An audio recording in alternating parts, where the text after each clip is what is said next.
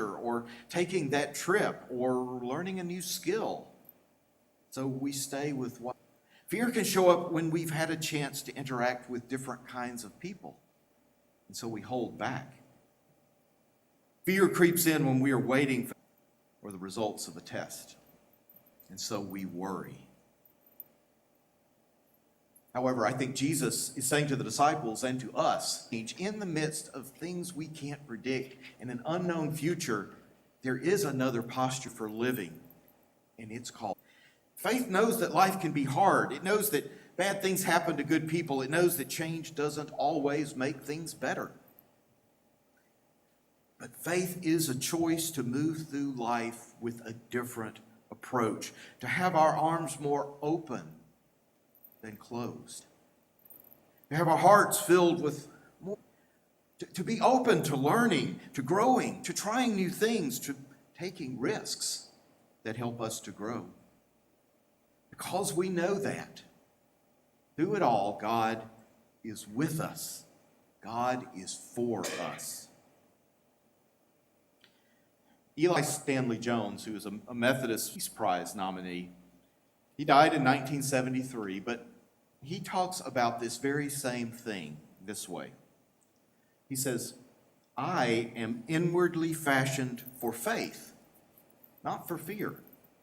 Fear is not my native land. Faith is. That worry and anxiety are sand in the machinery of life. Faith is the oil. I live better by faith and confidence than by fear, doubt, and anxiety. In anxiety and worry, my being is gasping for breath. This is not my native air. But in faith and confidence, I breathe freely. These are. In this time of so much change in our world, in our nation, and in this church, we have the choice of living from a posture of fear and all that that brings, or from living in a posture of faith and hope and all that that brings. May we again hear Jesus' words to the disciples on the stormy waters. Where is your faith? Amen.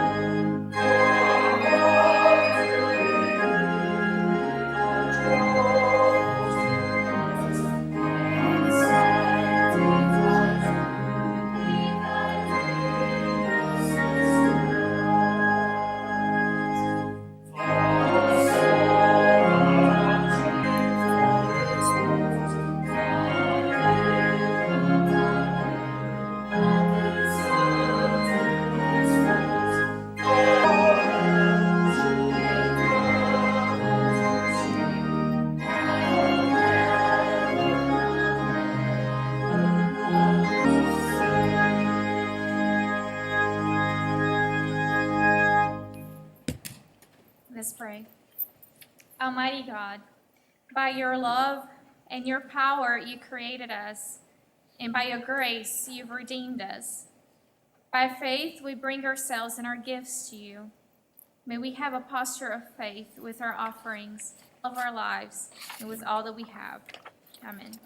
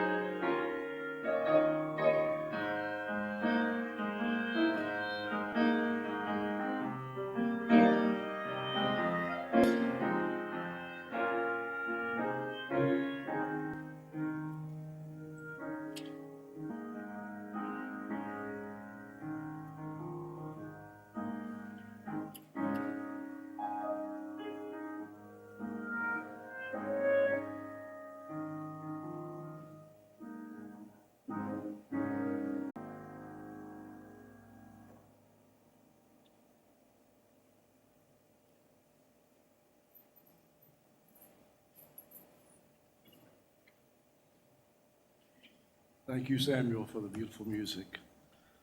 We also say thank you to Samuel for all the Sundays that he has operated. We call the apparatus that enables Gail to record hymns and service music for our use when she can't be here. So thank you, Samuel. Samuel leaves this week for Berea College, and we wish him and all of our college students well as the school year begins. David this week and for last, coming and preaching for us and encouraging us. Thank you.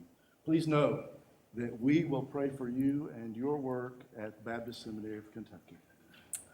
We also say thank you to the dedicated people who served this community through our annual rummage sale.